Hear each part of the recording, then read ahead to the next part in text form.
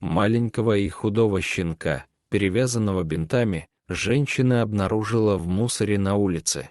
Малыш ел сосиску, которой его угостил кто-то из прохожих. Вот только человек не подумал снять с нее обертку, поэтому малыш жевал сосиску вместе с ней. Вид у собачки был очень несчастным. Казалось, на улице с бинтами на неработающей лапке он провел не один день.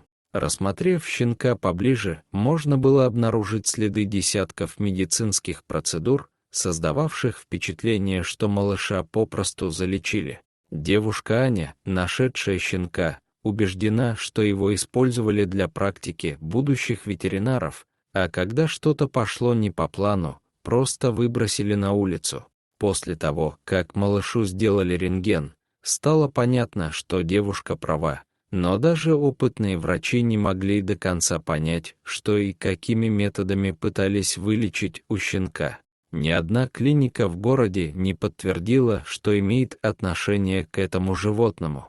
Явные признаки вмешательства свидетельствовали о том, что врачи делали манипуляции. Так неужели их все проводили в подвале? Передняя лапка щенка попросту не работала, он носил ее за собою, слегка подняв в воздух. В Дагестане ветеринарных клиник немного, а хороших врачей в них еще меньше, поэтому, хотя девушка и забрала щенка с улицы, она не знала, как еще может ему помочь. Малыш пытался ходить, но даже просто смотреть на это было больно. О том, что испытывал в процессе сам щенок, даже страшно подумать. Я понимала, что лечение будет непростым и явно будет стоить немало, но также знала, что это единственный шанс животного на полноценную жизнь. Немного сомнений и раздумий, но в итоге уже через несколько дней наш волонтер встречал малыша в московском аэропорту. Аня сделала все от нее зависящее, чтобы помочь малышу. Для начала она просто не прошла мимо. Пса мы назвали Лакки. Он не первый наш подопечный из Дагестана. Раньше из этого региона мы спасали пекинеса Шарика, который был слеп, Дарину, кошку-инвалида, месяцами жившую на улице. Шансов на то, что Лакки будет исключением и в Дагестане ему помогут, практически не было. В реальности Лакки оказался совсем худеньким и крошечным. Малыш тихий и скромный, он доверчиво прижимается ко всем людям и словно задерживает дыхание, боясь спугнуть тех, кто рядом с ним.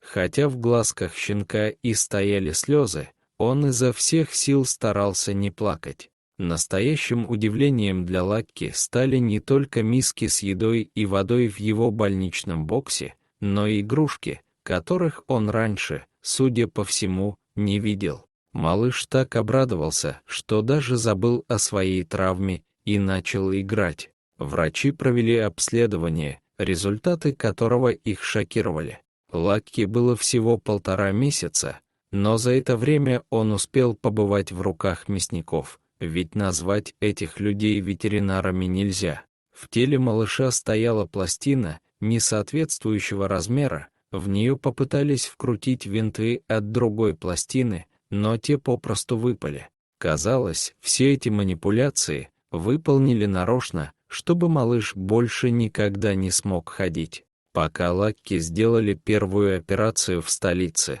малышу поставили временную конструкцию.